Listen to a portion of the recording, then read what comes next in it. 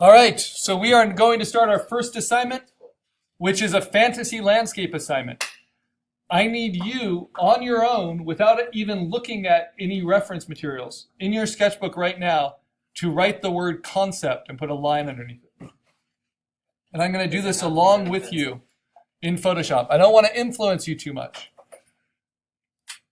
So I'm just going to create a virtual sketchbook here. So I'll say a new file. Photoshop's going a little slow. I'm going to use my tablet for this because this is going to be my sketchbook. But under concept, I want you to write descriptions of the kind of environment you'd be interested in creating. So things like the temperature, things like the color, things like the texture. Is it dry? Is it a desert? Is it a wet jungle? Is it a green snowscape? It can be, it can be an urban scape, but it can be like a ruined city or a classical city. Try to be descriptive, kind of about what you see in your mind, because that's going to help you search for reference. So let's see, what am I going to do this semester? I usually pick a theme. Why is Photoshop not cooperating with me? There we go. So I'm going to do, let's see, 14 by 8. So kind of want to do like an old world theme, maybe an old west theme. I haven't done that before for the class. But that doesn't mean it has to be just straightforward, cliche Old West. So along with your concept, I might put like Old West, Southwest, ruined buildings in town. In fact, let me do that. So this is my sketchbook.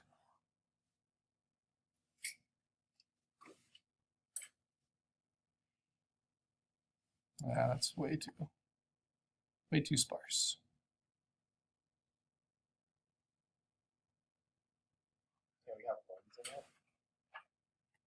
You can have any technology you want as long as it's not figurative.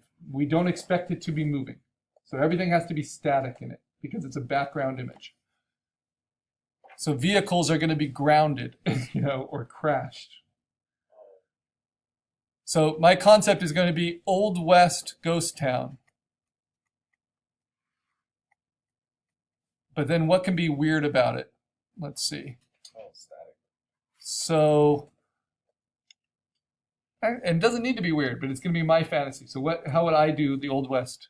The ghosts are going to be dogs wearing cowboy outfits. Well, that would be figurative elements I might add later, yeah.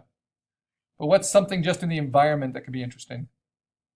Like I could have multiple planets in the sky, that kind of thing. With high mountains. So I'm going to use like the Andes. The weather's going to be split in the middle. So an Old West ghost town, maybe in the high mountains. Like one half is cold, one half is hot. There you go. It's the BLT of environments. All right. So what other things? Well, what am I thinking? I'm thinking kind of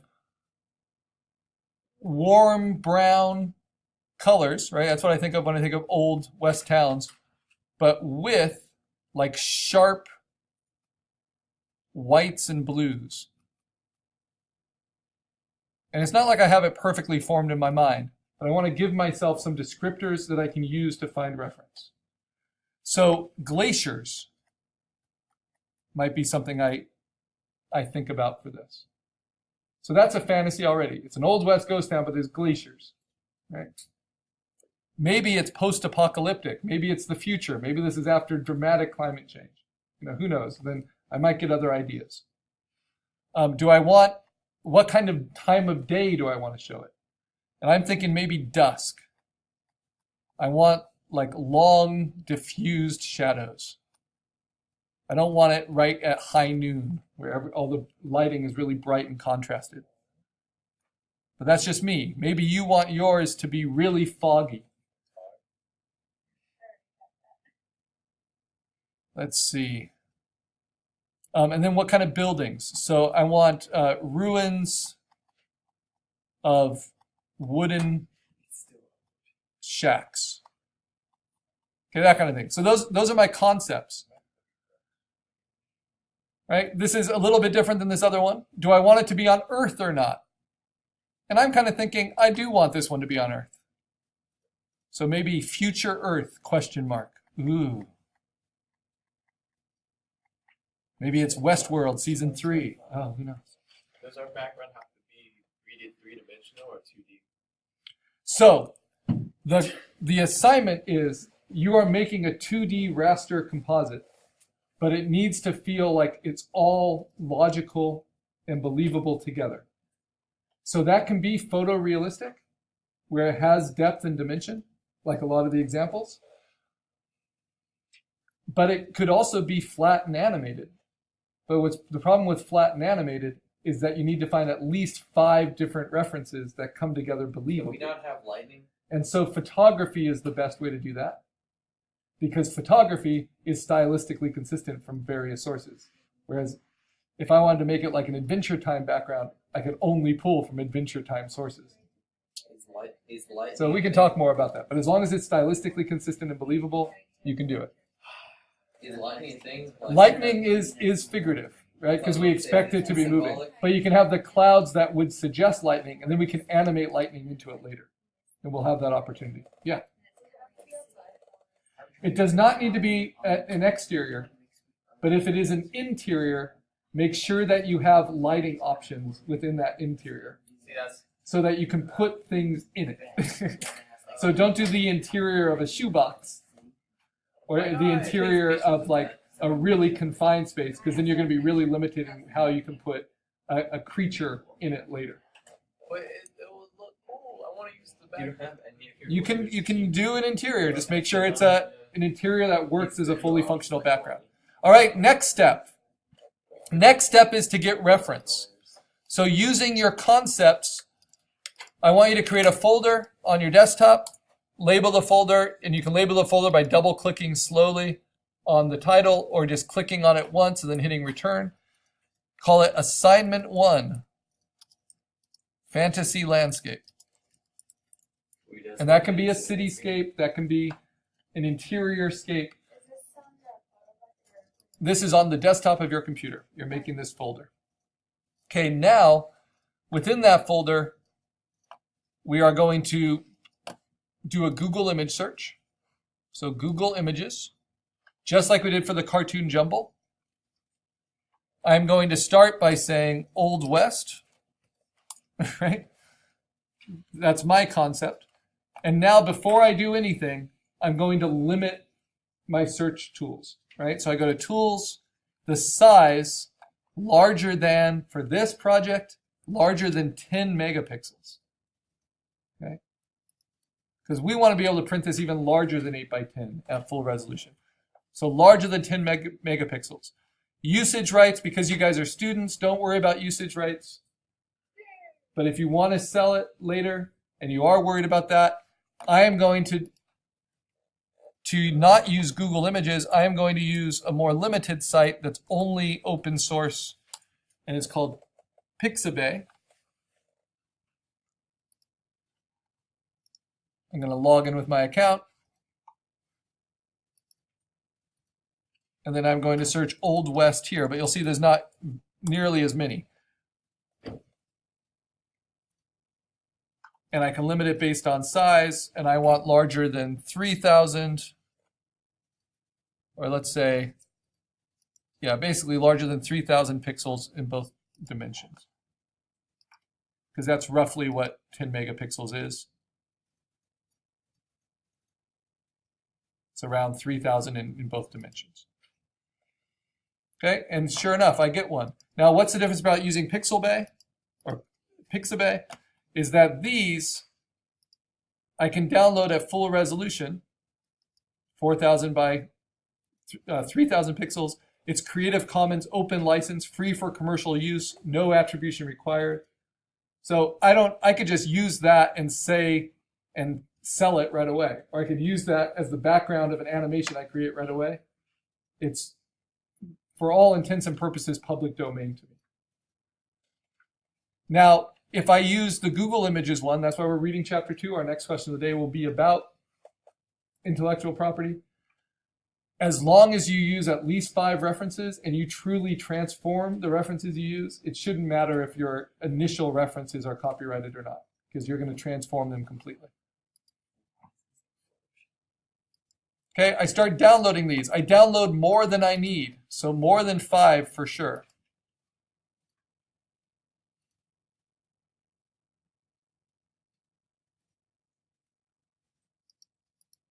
Don't worry if the colors and everything don't match. I do like that I have some kind of icy ones here. That might help with my kind of fantasy concept.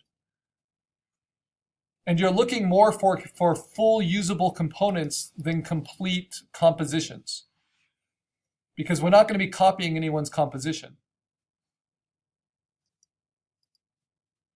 Now, you do always want to check that the quality is good. Pixabay is curated, so I know the quality is good. But some of these are like old postcards. Whoop, wrong size.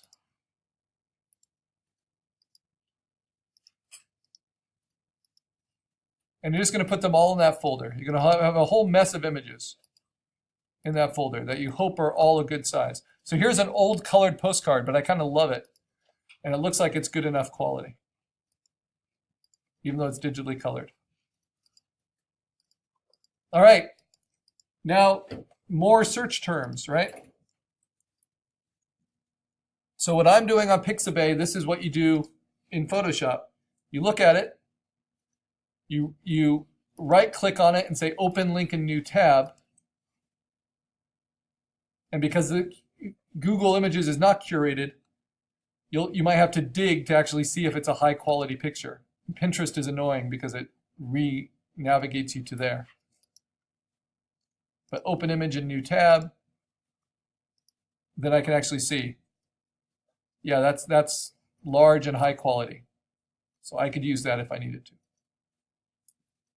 for my project. Right. Now, what are some of my other terms? High mountains, glaciers.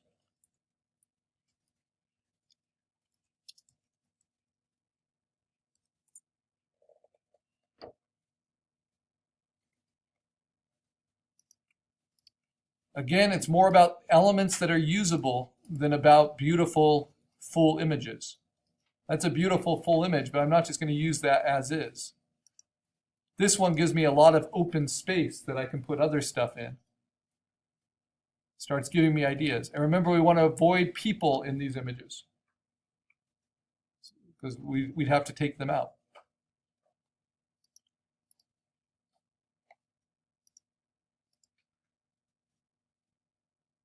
Try to avoid black and white images as well, because you can always turn something into black and white, but it's a lot more limiting to have to add your own color to something that has no color.